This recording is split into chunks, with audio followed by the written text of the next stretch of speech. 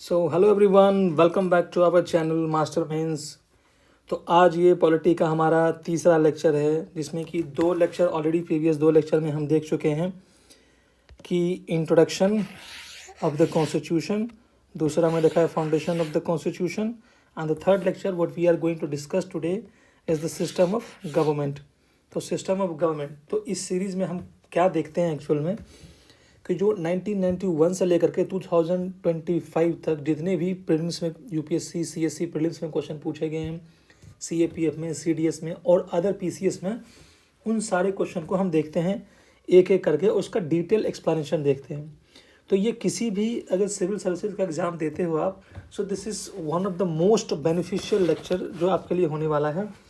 और आप कोई भी सिविल सर्विसेज एग्ज़ाम दोगे तो उसमें ये हेल्पफुल होगा। So I would just suggest you कि आप थॉरली इस वीडियो को पूरा देखें, ताकि आपको इस टॉपिक से जितने भी क्वेश्चन होंगे वो आप अच्छे से डाइजेस्ट कर पाओ, और जब एग्ज़ाम में आए किसी भी एग्ज़ाम में तो अच्छे से आप रिप्लिकेट कर पाओ। So this was all about this. So let us begin the third topic, that is the system of government, and we will see कि there are around 71 questions in that. So we'll see all the questions in detail. So first what we will see is कि UPSC CSC में जो question पूछे गए हैं वो देखेंगे, फिर देखेंगे कि सीएपीएफ सीडीएस और अदर पीसीएस में जो पूछे गए हैं. So this will be our order. So let us begin the topic. तो जो पहला ही क्वेश्चन हमारा है that is the UPSC CSC 2025 में पूछा गया, जो कि लास्ट ईयर कंडक्ट हुआ था. So let us see what is the question. The question is with reference to the India consider the following statement, and what they are asking, how many of the above were establish as per the provisions of the constitution of India. So constitutional body कौन कौन सी है ये पूछ रहा है. तो interstate councils, yes it is there, article 262 में है, 263 में है. National security council, no it is a executive body, it is not a constitutional body. And zonal council, this is also legislative body but not a constitutional body. So there is only one, that is the interstate council, which is a constitutional body. So A is the correct answer. Correct. Now the second question is that has been asked in 2024 CSC prelims में, that which one of the following statement is correct as per the constitution of India. तो constitution of India के हिसाब से कौन सा statement सही है. तो interstate trade and commerce is a state subject under the state list. नहीं, interstate and commerce जो है आर्टिकल 301 में है, तो ये जो है वो यूनियन लिस्ट में आता है, क्योंकि यूनियन ही इंटरस्टेट ट्रेड को प्रमोट करेगा. तो ये पहला जो है गलत हो गया. दूसरा, interstate migration is a subject under the state list. See, interstate की बात हो रही है तो स्टेट लिस्ट में कैसे आ सकता है. So this is also incorrect, बस लॉजिक लगाना है. तीसरा है कि interstate quarantine is A union subject under the union list. सही बात है, ये सही है. इंटरस्टेट क्वारंटाइन जब कोविड टाइम में हुआ था तो वो यूनियन लिस्ट में था. And the next is corporation tax is a state subject. नहीं, corporation tax also is a union subject. Okay, so the C is the correct answer. Now the next question is, the Northeastern Council NEC was established by the Northeastern Council Act 1971. Subsequent to the amendment of NEC Act in 2002, the council comprises which of the following members. तो council में कौन कौन से members होते हैं ये पूछ रहा है. तो C, the governor of the constituent state, yes governor उसके मेंबर होते हैं. चीफ मिनिस्टर, वो भी उसके मेंबर होते हैं. 3 members to be nominated by the president of India, that we don't know exactly, to be precise we don't know. तो 1 2 तो है, तो अगर 1 2 है तो ऑप्शन बी एंड सी तो इनकरेक्ट हो गया. मतलब fourth statement is the home minister of the India. Home minister जो होते हैं वो मेंबर नहीं होते उसके, वो चेयरमैन होते हैं. तो ये तो नहीं हो सकता है 4. So A is the correct answer. Means governors होते हैं सबके, चीफ मिनिस्टर्स होते हैं, और 3 को नॉमिनेट करते हैं प्रेसिडेंट, और जो चेयर करते हैं वो करते हैं home minister. So see, by elimination also you could have marked it correct answer. So A is the correct answer.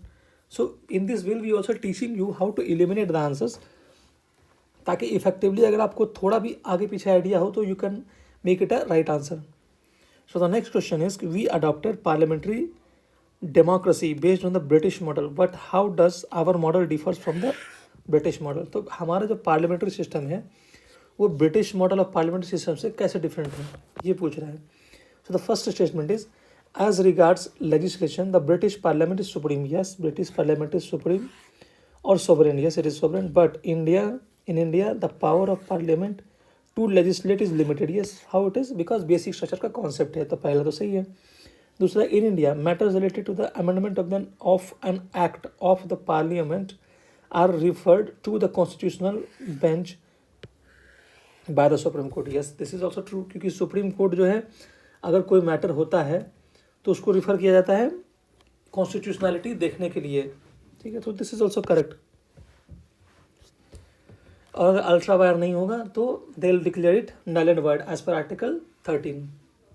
Which one of the following in Indian polity is an essential feature that indicates that it is a federal in character। तो India में Indian constitution में ऐसा कौन सा provision है जो बताता है कि फेडरल कैरेक्टर है इंडियन कॉन्स्टिट्यूशन का? तो पहला, independence of judiciary is safe guarded, ये है। दूसरा है, the union legislature has elected representative from the constitutional unit, नहीं ये तो नहीं होगा, क्योंकि फेडरल की बात है तो स्टेट सेंटर दोनों का रिलेशन में आना चाहिए, उस तरह से आना चाहिए। थर्ड है, the union cabinet can have elected representative from the regional parties, that is also not correct, because elected representative जो है वो रीजनल पार्टी से आ ही सकते हैं, but that is not a federal character. The fundamental rights are enforced by the supreme court, yes it is enforced by the supreme court, but ये federal character नहीं है। तो फेडरल करेक्टर क्या है? सेपरेशन ऑफ पावर, तो किसमें है? Judiciary separate है, correct. So this is how you have to tackle the answer. मतलब आपको सोचना है कि फेडरल मतलब क्या होता है, सेपरेशन ऑफ पावर, इस तरह की चीज़ें जो है उससे रिलेटेड होना चाहिए। तो the next is which of the following best defines the term state. तो एक स्टेट जो है उसको डिफाइन करने का क्या होता है? तो स्टेट डिफाइन करने के लिए होता है कि एक टेरिटरी होनी चाहिए, उसमें एक सॉवरेन गवर्नमेंट होना चाहिए, एक वहाँ पे सर्टन सेट ऑफ पीपल होने चाहिए, और इंडिपेंडेंट गवर्नमेंट होनी चाहिए, और गवर्नमेंट भी होनी चाहिए। So this is the definition of a state. Montenegro declaration में एक जो स्टेट को डिफाइन किया गया था। So would will see the option, a community of person permanently occupying a definite territory, yes it is there. Independent from external control, yes sovereign होना चाहिए।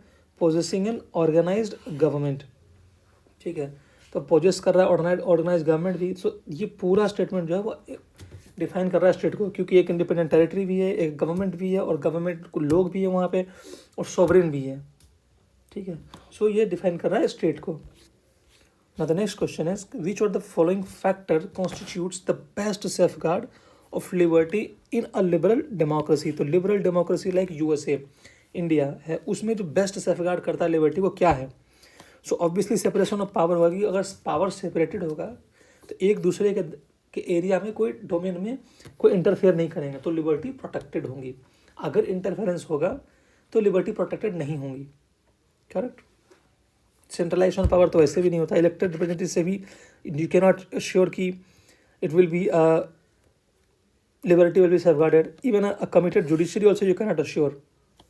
सो separation of power अगर होगा तो लिबर्टी होगा, क्योंकि यूएस में देख लो आप कि लिबर्टी है वहाँ पे, because there is separation of power. India में भी लिबर्टी है because there is separation of power, and also it is judiciary also, because separation of power judiciary का काम है चेक्स एंड बैलेंस करना।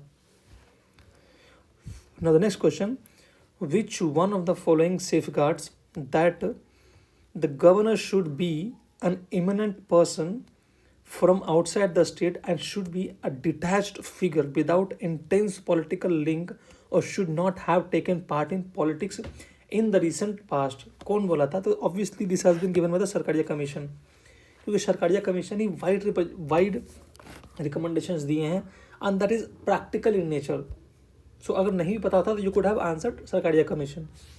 Now the next question is, if the president of India exercises his power as provided under article 356 of the constitution in respect of a particular state, then the assembly of the state is automatically dissolve. No, it is not dissolve. वो assembly dissolve नहीं होती है, rather than जो cabinet होता है वो dissolve होता है। The power of the legislature of that state shall be exercised by or under the authority of the parliament, correct। यही पार्लियामेंट ही उसको एक्सरसाइज करती है पावर, जो वहाँ का लेजिस्लेशन में जब लोग ही नहीं है वहाँ पे तो कौन करेगा, बट डिजॉल्व नहीं हुआ है बस। आर्टिकल 90 सस्पेंडेड क्यों होगा? ये तो होता है जब 352 लगता है तब। President can make law related to the state, president क्यों? पार्लियामेंट करेगा, प्रेसिडेंट लॉ थोड़ी बनाता है, मतलब स्टेट रिलेटेड तो क्यों बनाएंगे वो? The main advantage of A parliamentary form of government is, तो पार्लियामेंट्री फॉर्म ऑफ जो गवर्नमेंट इंडिया में उसका मेन एडवांटेज क्या होता है? तो सबसे इंपॉर्टेंट एडवांटेज होता है कि जो एग्जीक्यूटिव होते हैं वो रिस्पॉन्सिबल होता है लेजिस्लेचर को, सबसे इंपॉर्टेंट यही एक मेजर रीज़न था कि डॉक्टर B.R. अम्बेडकर ने बोला था कि we would rather consider parliamentary form of government rather than taking the form of presidential. So ये बहुत बड़ा फैक्टर था। तो executive is responsible to the legislature. So executive legislature works independently, नहीं इंडिपेंडेंटली काम तो नहीं करते हैं।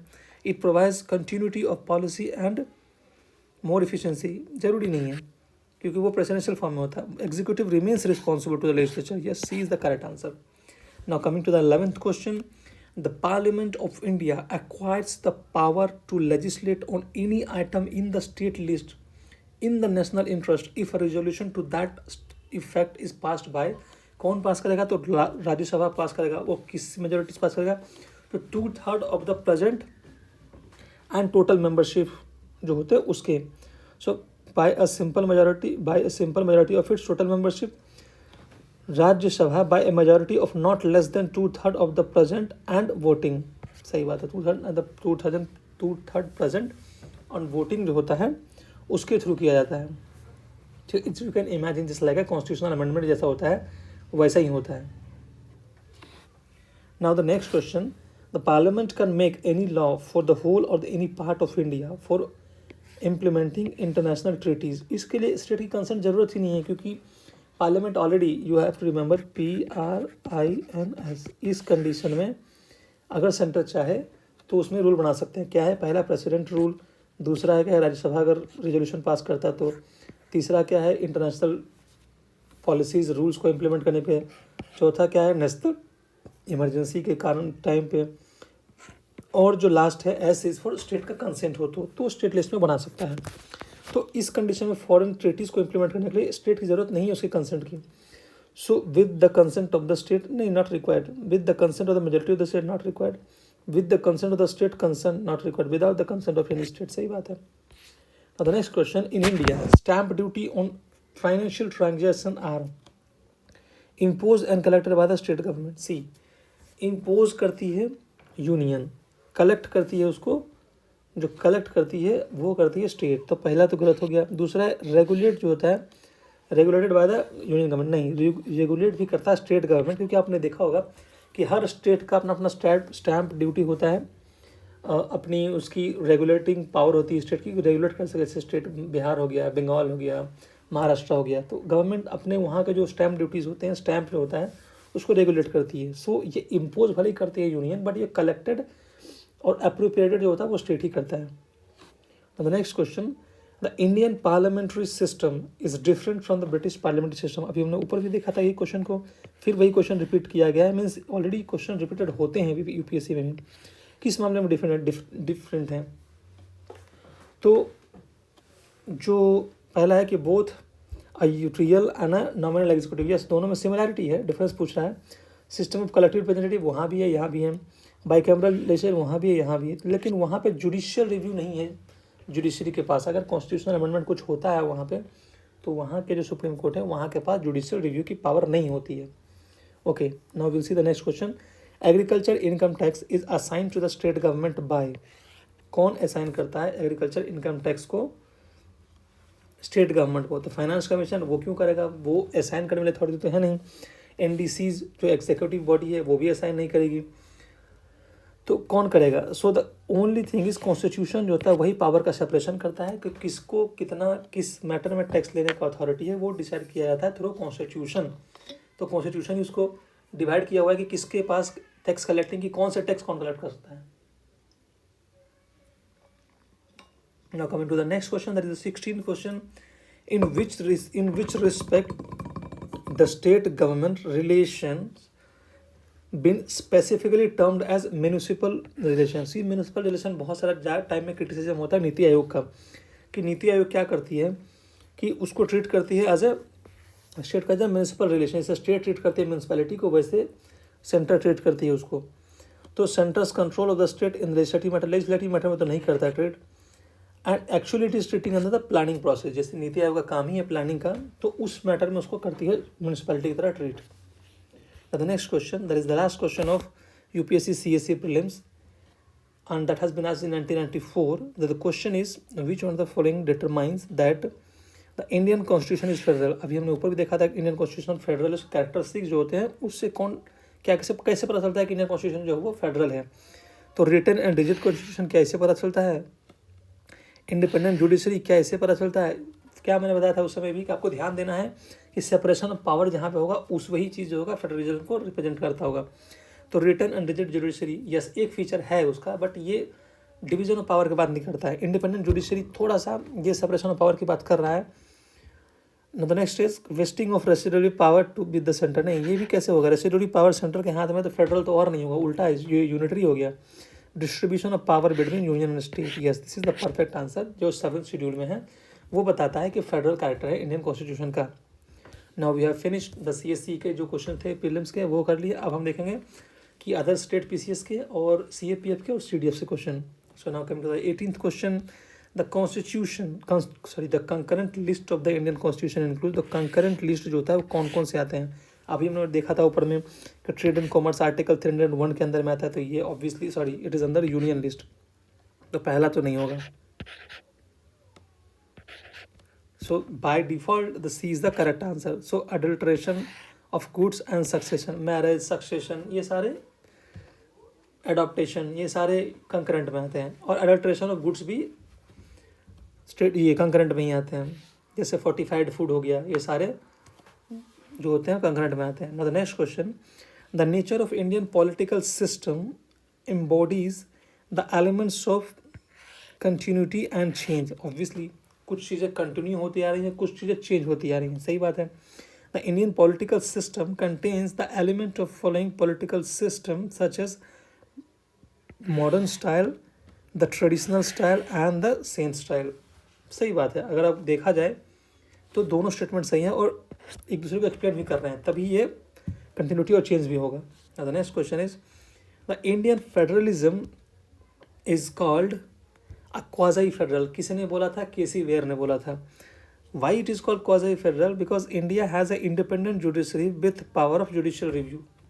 ठीक है, तो इंडिया एक इंडिपेंडेंट जुडिशरी है और जुडिशियल रिव्यू का पावर है. तो अगर जुडिशियल रिव्यू का पावर है, दोनों सही है, बट आपको नहीं लगता है कि ये फेडरलिज्म को नहीं बता रहा है, क्योंकि अगर जो जुडिशियल पावर है तो इंटरवीन कर रहा है उसमें, तो सेपरेशन ऑफ पावर को कम कर रहा है. जुडिशियल रिव्यू, जुडिशियल इंडिपेंडेंस एक साइड बोल रहा है कि यस सेपरेशन ऑफ पावर है, दूसरे साइड में जुडिशियल रिव्यू है. So it is not that correct explanation. Although दोनों स्टेटमेंट सही हैं. Now the next question.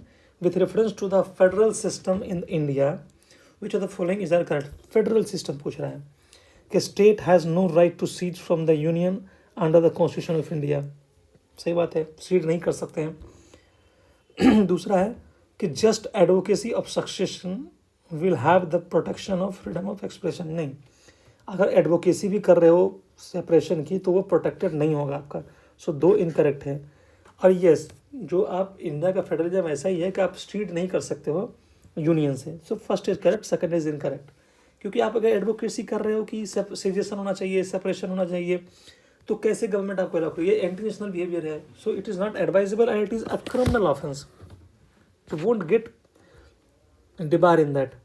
Now the next question, which of the following political features which is or are common to the India and the United States?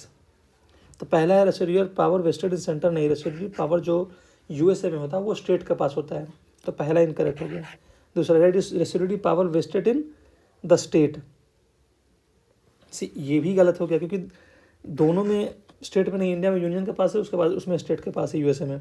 Third is president has the power of veto, pocket veto. Yes, इस दोनों में है. चौथा है कि the upper house has nominated members. नहीं, जो USA में होता है, जो सीनेट बोलते हैं, उसमें नॉमिनेटेड मेंबर नहीं होते हैं, तो ये गलत होगा. So only third statement is correct. The next statement is question is with reference to the sovereignty of India which of the following statement is not correct. Sovereignty को लेकर के, India is a member of commonwealth of nations. Yes, it is a member.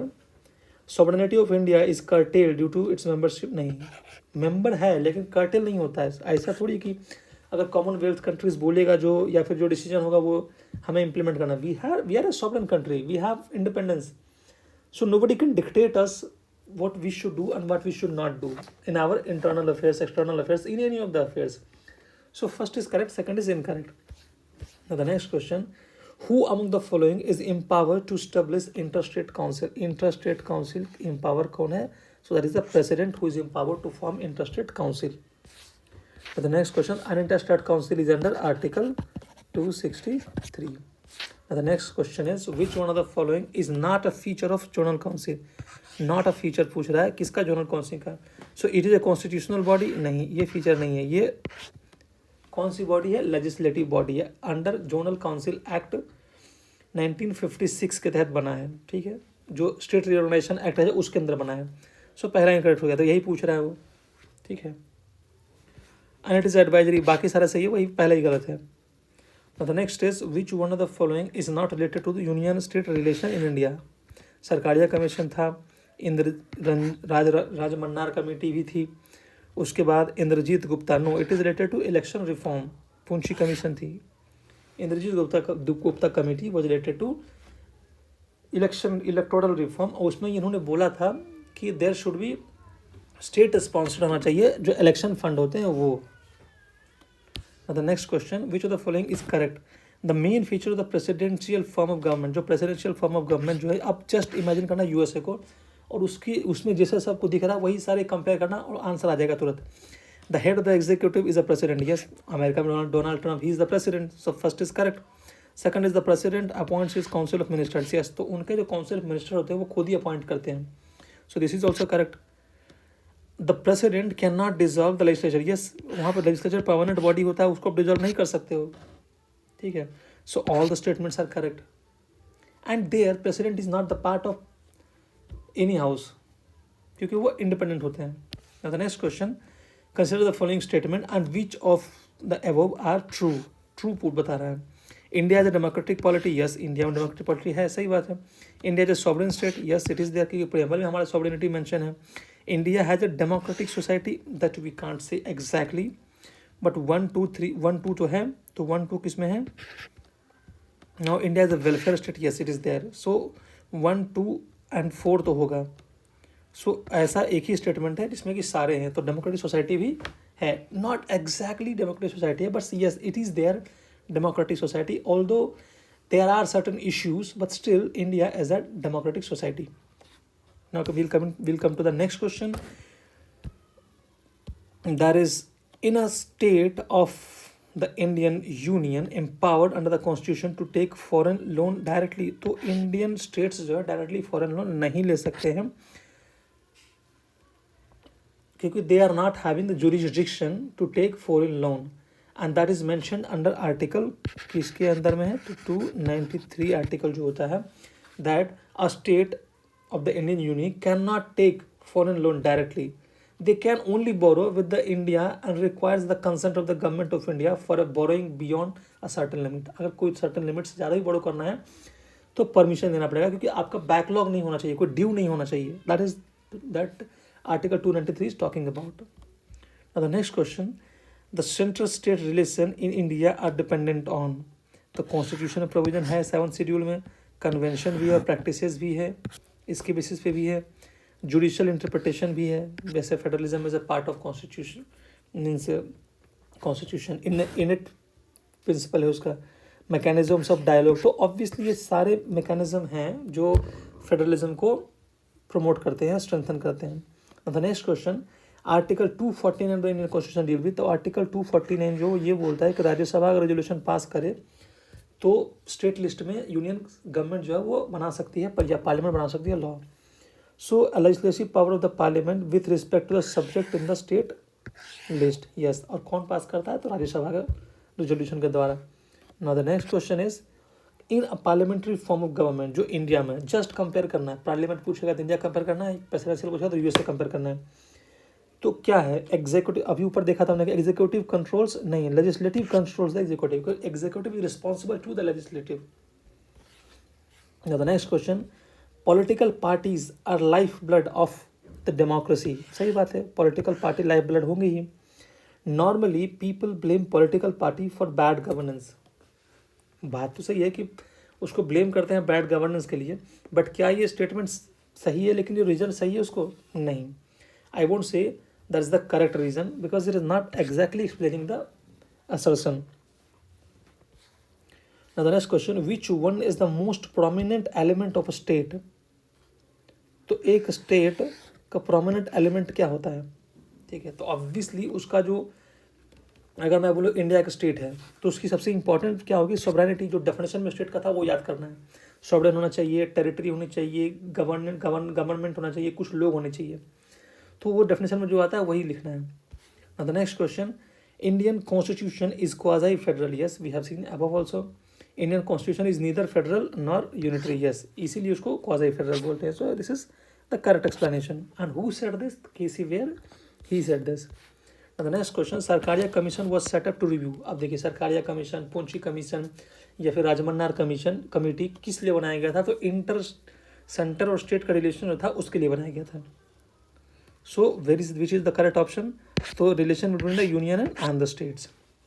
The next question, in India taxes on transaction in stock exchange and future market are levied by union, collected by the state government. C, अब SST जो होता है, जैसे कि अभी आपने देखा होगा कि निर्मला सीतारमन जी जो हमारे फाइनेंस मिनिस्टर हैं, उन्होंने एसएसटी बढ़ा दिया।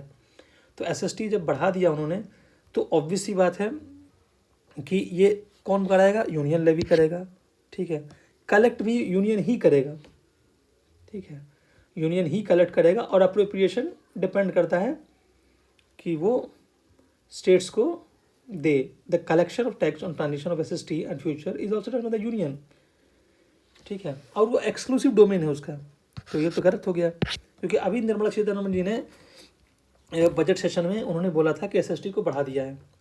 So, but you can see direct implementation means live. You can see the example also. Now the next question, which of the following statement about the federal system in India are correct? तो federal system जो India में है उसके related कौन सा statement correct है? The Constitution introduced a federal system as the basic feature of structure of the Constitution ने नहीं बोला था, कोर्ट ने बोला था। There is a strong admixture of union bias.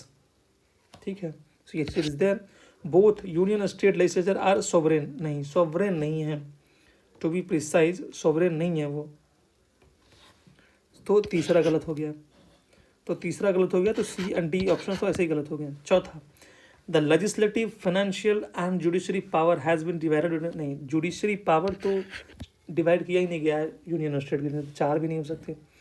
So the left over answer is की B. So in that case the Constitution introduces a federal system as the basic feature of government. Yes, you can say because 7th schedule में है वो। Now the next question, under which of the following taxes is the most amount, total amount payable by an individual limited by the government? So see, if you could have seen that if you are a working professional, then you can see बहुत ही polity जो होता है ना वो आप feel कर सकते हैं। Like somebody is a working professional, like I use to work long back. तो उस समय क्या होता है कि जब प्रोफेशनल टैक्स थे उसमें लिमिट लगा हुआ था कि you can not take more than that limit. And what was the limit? वो था कि 2500 से ज़्यादा आप नहीं ले सकते हैं। और ये कौन सा आर्टिकल बोलता है? तो आर्टिकल 276 के तहत है कि आप उससे ज़्यादा नहीं लगा सकते हैं। कौन सा? प्रोफेशन पे, ट्रेड पे एंड स्केलिंग पे। तो नेक्स्ट क्वेश्चन इज कि what is the source of interstate council? तो कॉन्स्टिट्यूशनल बॉडी है, बताया मैंने ऊपर ऑलरेडी कि आर्टिकल 263 में है। The next question, the cardinal feature of political system in India. Cardinal feature मतलब इंपॉर्टेंट फीचर्स कौन कौन से हैं? It is a democratic republic, yes it is there, preamble में मेंशन किया हुआ है। It has a parliamentary form of government, yes it is also there. The next is the supreme power vest in the people of India, yes.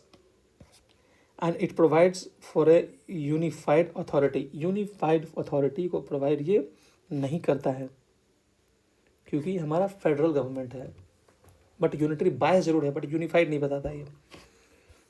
The next is India as republic means, republic का मतलब क्या होता है कि जो head of the states है वो होना चाहिए, इलेक्टेड होना चाहिए, ना कि हायरार्की होना चाहिए, ठीक है, या फिर मोनार्क होना चाहिए। तो क्या है कि there are no hierarchy in ruler, नहीं, that is not correct. It is the people who are the final authority in all matters, ये भी सही बात नहीं है। There is no parliamentary system of government, ऐसा भी नहीं है। There is no hierarchy rulers in India, correct. तो ऐसा नहीं है कि रूलर है, उनकी हायरार्की चलते आ रही है, पहले शिवाजी महाराज थे, फिर संभाजी थे, फिर और आए, ऐसा नहीं था, ऐसा नहीं है, इसको बोलते हैं republic. The next question is कि in Indian constitution the Indian constitution vest residuary power with, already we have seen कि रेसिडेंटी पावर जब हमने इंडिया और यूएस का कॉन्स्टिट्यूशन को कंपेयर कर रहे थे, so it is vested with the union government. The next question is the main agency to resolve the physical dispute between centre and state is, the physical dispute कौन resolve करेगा? Supreme court के पास नहीं है power, ये नहीं कर सकता है। 280 के अंदर अगर रिकमेंडेशन है तो उसको सुप्रीम कोर्ट नहीं करेगा, उसको intervene. So it is the finance commission that will only will resolve the issues between the dispute, अगर सेंटर स्टेट के बीच में फाइनेंशियल होगा तो। Now the next question is कि freedom of interstate trade and commerce has been regulated by the Indian Constitution under the article C। तो एक 301 article जो है उसके अंदर में जो सुप्रीम कोर्ट है, hold on, it's not, this is the range is there, 301 to 307 article जो है वो रेंज है, जो कि पार्ट कौन से में है, पार्ट 13 में आता है। वो बात करती है interstate trade and commerce and intercourse, ये प्रोवाइड किया हुआ है पार्ट 13 में। So C is the correct answer. Now the next question, who among the following chairs the Journal Council? Already we have seen Journal Council को कौन chair करते हैं। C, अगर Journal Council ऐसे दिया हुआ है तो हम मिनिस्टर करेंगे chair. Now the next question, which of the following institutes, see the Journal Council same it has been asked in the 2025 जो प्रीलिम्स से पूछा गया था यूपीएससी के। तो क्वेश्चंस जो होते हैं वो इधर उधर ही घूमते हैं, रिपीट होते हैं। Now the next question, which of the following institutes are considered necessary to promote unity among diversity? तो unity among diversity promote करने के लिए क्या होगा कि सबको एक जगह लाना है, सबको सबकी बात को सुनना है, एक ऐसा बॉडी होना चाहिए जहाँ पे कि सबका रिप्रेजेंटेशन हो और सब वहाँ पे मैटर को डिस्कस करें। तो जो भी interstate council and national development council, yes it will do, यहाँ पे इंटरस्टेट लोग जो सेंटर दोनों सब आते हैं और डिस्कस करते हैं। Finance commission and regional council, yes this is also there, कि यूनिटी डाइवर्सिटी प्रमोट करते हैं। Now the unitary judicial system on all India services, all India services जो होते हैं वो भी प्रमोट करते हैं यूनिटी एंड डाइवर्सिटी, क्योंकि अलग अलग स्टेट के लोग अलग अलग जगह पर काम करते हैं, तो वो यूनिटी एंड डाइवर्सिटी को प्रमोट करते हैं। So D is the correct answer. Now the next question is a woman, Dalit, poor and minority groups are the biggest stakeholders of a democracy in India. Fine, true it is. Democracy in India has emerged as the carrier for the desire of self-respect. Yes, it is there. Desire for self-respect तो होगा हर किसी community का, हर किसी आदमी का, जो इस पर रिस्पेक्ट उसको बचाना है। So it is the correct statement, ठीक है, because they are the biggest stake holders.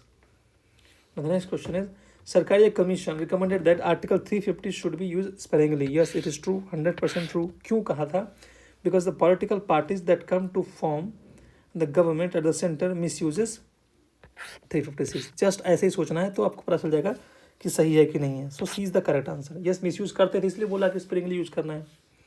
The next question is the primary objective of India's federal design was to wear a nation out of its many diverse parts and protect national integration. Yes, it is true. क्यों? क्योंकि accommodation of diversities has built a stronger, not weaker Indian nationhood. True it is. अगर देखा जाए तो it is true, but explanation भी true है इसका। The next statement question is in the Indian fiscal federal system, resources are allotted from the center to the states. Which of the following is not a means of resource allocation at present? फिलहाल वो mechanism नहीं है। कौन सा है? Grant in aid, yes. Statutory grant, Article 275, and discretionary grant, 282 article. Centrally sponsored scheme, yes, this is also done. Transfer for plan implementation under Gargill जो formula था उस बेसिस पे अब नहीं है। So C is incorrect. Now the next is tax sharing भी करता ही है फाइनेंस कमीशन के through. Under the constitutional provision of tax assignment in India, which of the following is a tax exclusively impose and collected by the states? तो state impose भी करता है और कलेक्ट भी करता है। तो लैंड रेवेन्यू टैक्स जो होता है वो ऑब्वियसली वो करेगा, क्योंकि इनकम टैक्स तो यूनियन गवर्नमेंट करती है, कॉर्पोरेट टैक्स भी यूनियन गवर्नमेंट करती है, और जीएसटी भी यूनियन गवर्नमेंट करती है। सो लैंड रेवेन्यू वही इम्पोज भी करती है स्टेट गवर्नमेंट और कलेक्ट भी करती है। The next question, under which article of the constitution of India taxes are levied and collected by the centre but distribution between the centre and the states, but distributed between the centre and state. तो लगाती है central government but distribution जो होता है वो दोनों में किया जाता है। तो कौन सा एप्रोप्रिएट आंसर है? तो आर्टिकल 270 जो है that talks about the same thing. Now the next is which commission advocated the establishment of a permanent interstate council? तो permanent interstate council जो था वो सरकारिया कमीशन नहीं बोला था, होना चाहिए। Now the next is which article of the Indian Constitution describe the executive power of every state shall be so exercised as not to impede or prejudice the exercise of the executive power of the union। ठीक है, तो state ऐसा करना चाहिए ताकि जो executive power of union है उसको इम्पेड नहीं करना चाहिए और ना ही उसको प्रेजुडाइज करना चाहिए। तो क्या है? Article 350 257 this talks about the same. The next question that is been asked in Chhattisgarh PCS, this is the important question, बहुत ही इंपॉर्टेंट क्वेश्चन है। We will see this in detail. Which unitary element are founded in Indian federal system? तो unitary element पूछ रहा है, तो क्या return constitution है? यूनिटरी एलिमेंट हो भी सकता है, नहीं भी हो सकता है। रिजिड कॉन्स्टिट्यूशन तो फेडरल होता है, रिटर्न भी फेडरल होता है। सुप्रीमेसी ऑफ कॉन्स्टिट्यूशन ये भी नहीं है। अपॉइंटमेंट ऑफ गवर्नर, कौन अपॉइंट करता है? तो union, that is president. So yes this is there. Now decentralization of power, ये तो नहीं होगा क्योंकि ये तो ऑलरेडी फेडरल का पार्ट है। President's approval on state bill, yes, अगर रिजर्व करते हैं और स्टेट बिल को असेंट देना है तो ये रिजर्व करें तो यूनिटरी फीचर ही हो गया ना ये। कॉन्स्टिट्यूशनल क्राइसिस जो है विल सी कि जिसमें 4 और 6 होंगे, तो 4 और 6 वाले कितने ऑप्शन है? सो डी ही जो है जिसमें 4 और 6 दोनों हैं। Now will see the constitutional crisis, yes this is also there, unitary feature है। One supreme court, that's not a unitary feature because integrated judiciary है। So this is incorrect. So D is the only correct answer. Now the next question, which of the following state are the UTs are included in the northern zonal council? तो northern zonal council में कौन कौन से included हैं? Uttarakhand, Uttar Pradesh, Haryana, Punjab and JNK। So yes it is there, but इसमें एक जो missing है, दिल्ली नहीं है। तो Haryana, Punjab, Himachal Pradesh, Rajasthan and Delhi, yes this is the correct answer. तो जो नॉर्थ में है उसमें कौन कौन से? हरियाणा, पंजाब, हिमाचल प्रदेश, तीनों तो आएगा क्योंकि तीनों पहले एक ही पार्ट में थे। फिर Rajasthan, NCT and union territory of Chhattisgarh and Jammu Kashmir, sorry Chhattisgarh बोला, Chandigarh.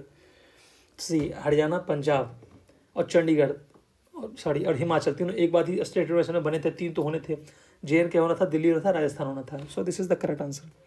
Now the next is which one of the following is not a characteristics feature of Indian federalism? Indian federalism का कैरेक्टरिस्टिक्स फीचर नहीं है। तो in the federating unit consented to form union, residuary power vested with the centre, yes it is there. Single citizen है, ये भी है। And extensive union and concurrent list, ये भी है। तो federating unit consenting to form government, consent नहीं है, कंसेंटिंग नहीं है, कंपल्सन है। ऐसा नहीं कि जब मन होगा तो बाहर निकल जाओगे आप। तो next is the MM Punchi Commission on State Center Relationship has recommended the disposal of a bill reserved for the consideration of Union Executive within। So Union Executive अगर रिजर्व करते हैं तो कितने दिन तक रख सकते हैं? तो at max they can hold it for up to 6 month, उससे ज़्यादा तो नहीं रखना चाहिए आदमी को। अगर नहीं पता तो तभी 6 महीने मारते, उससे ज़्यादा होल्ड नहीं करना चाहिए स्टेट के बिल को। The next is interstate council was set up in 1990 on the recommendation of, so Sarkaria commission already we have seen. The next question is which of the following is not correct? You have to see not correct. So the statements are legislation on criminal law barring exception is a subject under the concurrent list। तो legislation अगर criminal law में करते हैं तो state list में नहीं, state list में आता है रादर देन कि वो आए। Okay, legislation on criminal law barring exception is a concurrent, correct, दोनों बना सकते हैं legislation. Bankruptcy and insolvency are subjected to concurrent list, yes दोनों कर सकते हैं, बैंकरप्सी एंड कंकरेंसी, ये insolvency. Inter state trade and commerce is a subject, नहीं ये नहीं है, ये यूनियन के अंदर में है। तो बैंकरप्सी, इंसॉल्वेंसी ये कंकरेंट में आते हैं, क्रिमिनल लॉ कुछ छोड़ के कंकरेंट में ही आते हैं। और bank is exclusively under the union list, सही बात है। The next question is which of the following is not a feature of Indian federal system, तो इंडिया का जो फेडरल सिस्टम है उसका फीचर नहीं है। Court can interpret the constitution and powers different level of the government, सही बात है। दूसरा है कि source of revenue for the union government and the state government are specified, कहाँ स्पेसिफाइड किया हुआ है, तो शेड्यूल 7 में।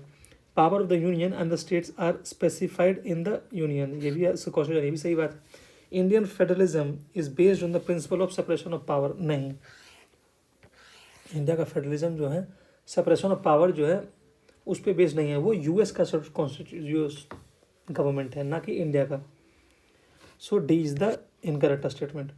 Now next question, which of the following is or are the source or sources of law in India, तो constitution तो है ही source, statutes है ही, कस्टमरी प्रैक्टिसेस भी है और केस लॉ भी है, तो सारे जो है लॉ के सोर्स है इंडिया में। The next question is the match the following, so will match the following. तो प्लूरलिस्ट डेमोक्रेसी, तो प्लूरलिस्ट डेमोक्रेसी का मतलब क्या होता है, जस्ट बाय डेफिनेशन ऑल्सो अगर हम जाते हैं कि प्लूरलिस्ट डेमोक्रेसी का मतलब क्या होता है, तो एक डेमोक्रेसी है जहाँ पे कि power is dispersed among different interest groups, तो कौन सा स्टेटमेंट सही बैठ रहा है, the power is distributed among different interest group, तो कौन से यहाँ पे, okay will see the option then accordingly we will come to the concept. Power is always exercise by a privileged class, तो एक प्रिविलेज्ड क्लास अगर power को exercise करता है तो वो कौन सा होगा, तो ऑब्वियसली इलाइट होगा वो, तो इसका हो जाएगा डी का हो गया एक। Now the next is people's democracy, people का अगर जनता की डेमोक्रेसी होगी तो क्या होगा, the highest and harmonious development of individual capacity, obviously अगर जो जनता का होगा तो क्या होगा कि जो हाईएस्ट डेवलपमेंट होगा किसका, जो हाईएस्ट डेवलपमेंट होगा किसका, तो social, just hold for minute, highest and the harmonious development of individual capacity, तो वो डेवलपमेंट की बात आ गई ना। सो जो सी का होगा वो हो गया 2, सी का हो गया 2। नाउ डेमोक्रेट पीपल्स डेमोक्रेसी जो हो गया वो social equality through common ownership of wealth, so yes it is there, so 3 is the people's democracy. now the leftover is that is A का क्या था, प्लूरलिस्ट डेमोक्रेसी। तो प्लूरलिस्ट क्या होता है कि capacity of a group to ensure government responsibility, yes capacity of a group की बात कर रहा है, so correct, so A is the correct answer. Now the next question, which one of the following is a characteristics of the presidential form of government, US से compare करना direct, president is not a part of legislature, yes it is correct, नहीं sign तो करता है, ठीक है ना।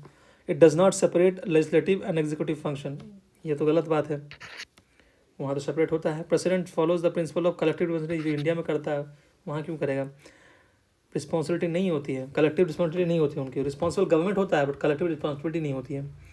The tenure of the president depends on the legislature, नहीं tenure of president depends on the legislature पर डिपेंड नहीं करता है। So the president is not a part of the legislature, obviously वहाँ पे पार्ट नहीं होते, यहाँ पे होते हैं, वहाँ नहीं होते। The next question, which of the following is not a feature of Indian federalism, Indian federalism का फीचर नहीं है।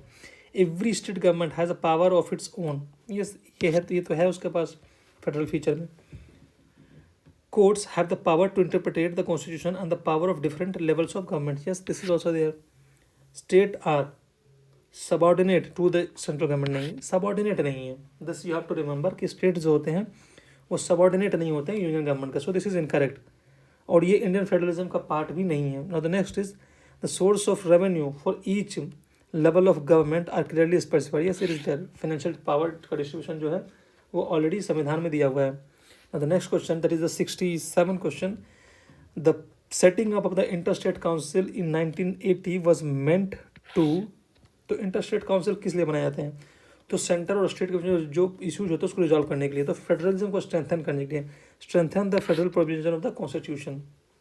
Now the next question, which of the following statement regarding the residuary power between the under the Constitution of India is not correct. So the legislative power has been given to the Union Parliament. Yes, it is there. Centre के पास है. तो पहला सही होगा, तो दूसरा B और D तो ऐसे ही इनकरेक्ट हो गया. Now second is in the matter of restrictive power the constitution of India follows the constitution of Australia. नहीं, कॉन्स्टिट्यूशन ऑफ ऑस्ट्रेलिया को फॉलो नहीं करता है, ज़्यादातर कनाडा को फॉलो करता है. सो दूसरा भी इनकरेक्ट हो गया. Third is schedule 7 of the constitution of India provides a list of restrictive power. Restrictive power जो होता है वो उसमें प्रोवाइडेड है कि नहीं, कुछ कुछ है, कुछ कुछ नहीं है. The next is the government अगर होते हैं तो रेस्ट्रिक्टिव क्यों होता, अगर लिस्ट में होता तो नहीं होता. उसमें 3 ही लिस्ट है, यूनियन, स्टेट एंड कंकरेंट, तो ये भी नहीं है. The government of India act 1935 placed utility power in the hands of governor general. Yes, this is correct. So C is the correct answer. The next question is which of the following statements about the presidential system, America से compare करना direct. The head of the government is the head of the states. सही बात है, Donald Trump head of the state भी, head of the government भी है. The executive can veto legislative acts. Yes, in US executive can veto legislative act. तो कोई भी law अगर उनको दिया जाता है तो उसको वीटो कर सकते हैं वो. ठीक है. Now the 70th question, that is the second last question of this lecture. Article 300 of the Indian constitution deals with, that has been asked in the BPSC 67th. तो आर्टिकल 300 जो है वो डील करता है सूट्स एंड द प्रोसीडिंग्स से related, जो है उससे डील करता है. करेक्ट. तो आर्टिकल जो 300 है वो बोलता है कि it state that the union government and the state government can sue or be sued in their respective names. Now the next, that is the last question of this lecture. Democracy of India is based on the fact that the constitution is written. क्या इसलिए democracy है, या फिर the fundamental rights have been provided इसलिए democracy है. अब public enjoy the right to choose and change the government. Yes, democracy का मतलब ही होता है इलेक्टेड गवर्नमेंट होना चाहिए और उसको हटा सकते हैं हम इलेक्शन के through. So yes, C is the correct answer. So in the this what we have seen, there were 71 question in this topic. That was the majorly the topic name was the system of government. तो system of government में 71 questions थे और हमने उन्हें अच्छे से discuss किया और एक एक क्वेश्चन को एक्सप्लेन करके समझा कि उसके इनेट जो वैल्यूज़ है वो क्या है, कैसे इसको आंसर करना वो भी हमने देखा. So I hope this video finds you very much useful और आप इसको यूज़ करिए ताकि जो कोई भी एग्ज़ाम आप लिख रहे हो प्रीलिम्स का और सिविल, जो कोई भी सिविल सर्विस से रिलेटेड हो, तो you should be the better position to answer the question, क्योंकि आपकी अच्छी एक अंडरस्टैंडिंग होगी और you will have an extra edge over the other student. So with this I would like to thank you all for being the part of this mains master family and thank you for listening this video.